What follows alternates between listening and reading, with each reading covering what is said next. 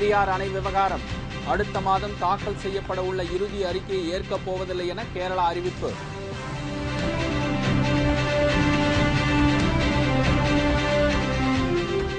நாளை குடியரசு தினம். நாடு முழுவதும் உச்சகட்ட பாதுகாப்பு ஏற்பாடுகள் தீவிரம்.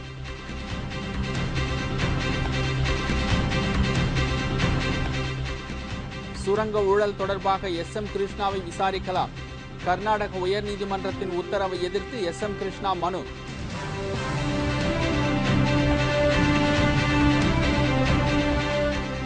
இந்தியாவில் பேச்சு சுதந்திரம் கிடையாது.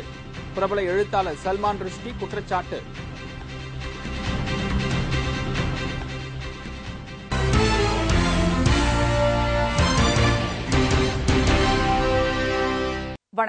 வணக்கம். விரிவான செய்திகள்.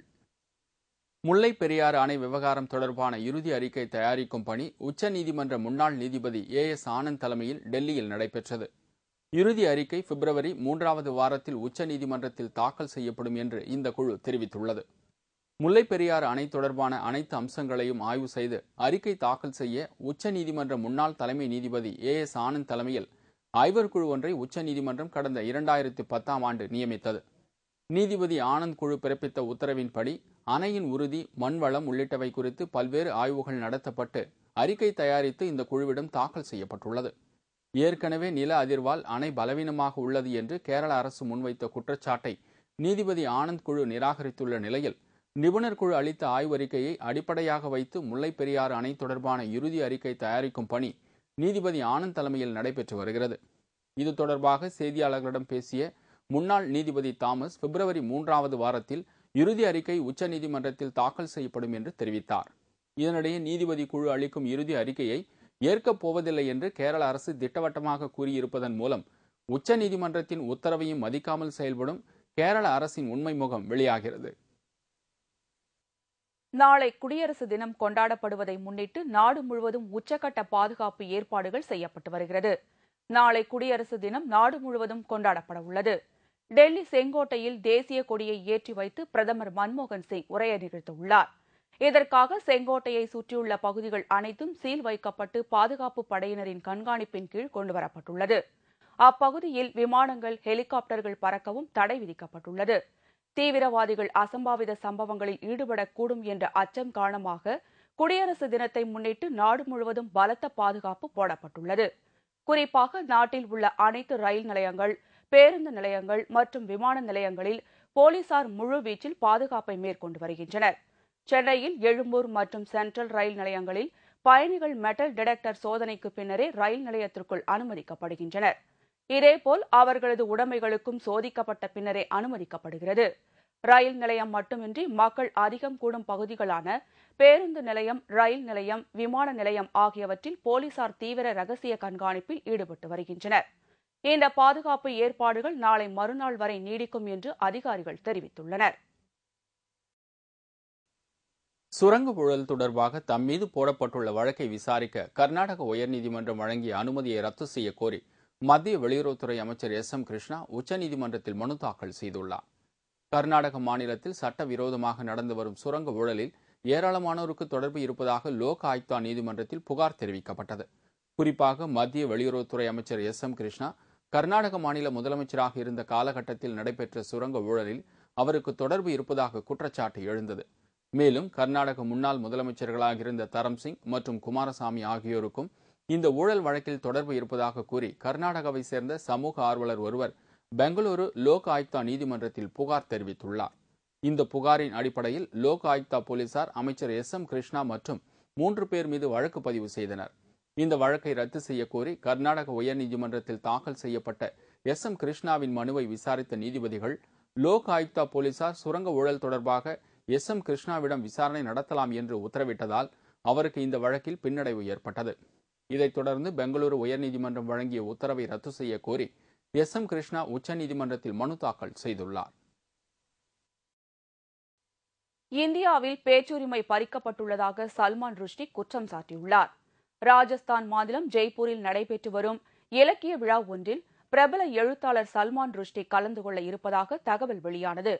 சர்ச்சைக்குரிய பல கருத்துக்களை தெரிவித்ததால் சல்மான் ருஷ்டிக்கு ஏற்கனவே கொலை மிரட்டல் விடுக்கப்பட்டுள்ளது. எனவே இதுபோன்ற பல்வேறு இடர்பாடுகள் உள்ள நிலையில் சல்மான் ருஷ்டி இந்தியா வருவது அவருக்கு பாதுகாப்பு இல்லை என்று ராஜஸ்தான் போலீசார் தெரிவித்ததை அடுத்து தனது பயணத்தை அவர் ரத்து செய்தார்.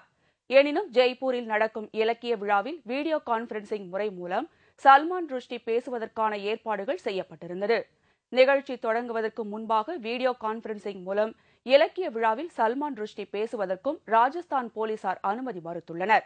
இதையடுத்து தனது இணையதளத்தில் இந்த நிகழ்ச்சி தொடர்பாக கருத்து தெரிவித்துள்ள சல்மான் ருஷ்டி, இந்திய ஜனநாயக நாடு என்ற நிலையிலிருந்து மாறிவிட்டதாகவும் இங்கு பேச்சு சுதந்திரம் பறிபோய்விட்டதாகவும் சல்மான் ருஷ்டி தெரிவித்துள்ளார். மேலும் இந்த செயல் ஜனநாயக படுகொலை என்றும் ஜனநாயகத்தின் குரலை நெரிப்பது போல் உள்ளது என்றும் சல்மான் ருஷ்டி குறிப்பிட்டுள்ளார். அவரது இந்த கருத்திற்கு பலர் ஆதரவு தெரிவித்தது குறிப்பிடத்தக்கது. இந்தியாவிலேயே ஊழல் நிறைந்த அரசாக மன்மோகன் சிங் அரசு திகழ்ந்து வருவதாக பாஜக மூத்த தலைவர் எல்.கே. அத்வானி குற்றம் சாட்டியுள்ளார். உத்தரப்பிரதேசம் மற்றும் உத்தரகாண்ட் மாநிலத்தில் நடைபெறவுள்ள சட்டமன்ற தேர்தல் இறுதிக்கட்ட பிரச்சார கூட்டத்தில் அத்வானி கலந்து கொண்டு பேசினார். உத்தரகாண்ட் மாநிலத்தில் திக்திக் நகரில் நடைபெற்ற இந்த கூட்டத்தில் பேசிய அவர், இந்தியா சுதந்திரம் அடைந்து இத்தனை ஆண்டுகள் ஆகிய போதும், எத்தனையோ அரசுகள் நாட்டை ஆண்டு வந்த போதும் இதுபோன்ற ஊழல்களை சந்தித்ததில்லை என்று குறிப்பிட்டார்.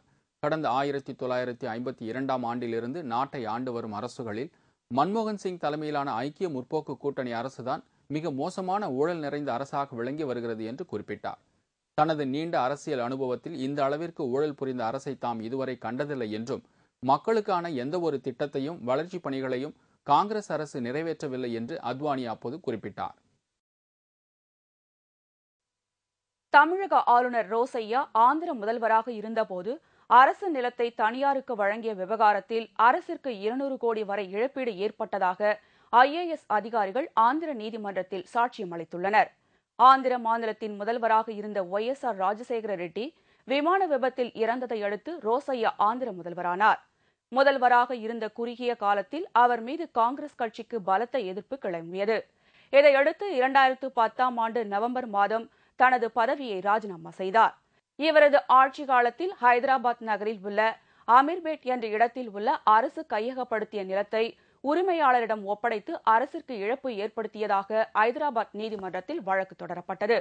இது தொடர்பான ஆவணங்களின் அடிப்படையில் சாட்சியம் அளிக்குமாறு நகராட்சி நிர்வாக தலைமை செயலர் அப்பாராவ் மற்றும் நகர மேம்பாட்டு ஆணையர் ஆச்சாரியா ஆகியோருக்கு உயர்நீதிமன்றம் சம்மன் அனுப்பியது.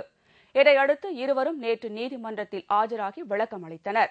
அப்போது அரசு நிலத்தை திருப்பி ஒப்படைத்தால் அரசிற்கு பெருத்த இழப்பு ஏற்படும் என்று கூறியதை அப்போதைய முதல்வர் ரோசையா ஏற்காமல் நிலத்தை தனியாருக்கு வழங்கிவிட்டதாக கூறியுள்ளனர். அதிகாரிகள் அளித்த சாட்சியத்தினால் தமிழக ஆளுநர் ரோசையாவிற்கு சிக்கல் ஏற்பட்டுள்ளது.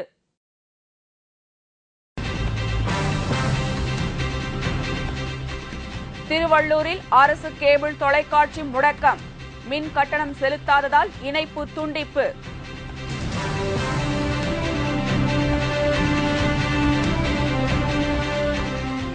அரசு துறைகளில் காலியாக உள்ள பணியிடங்களை நிரப்ப வேண்டும்.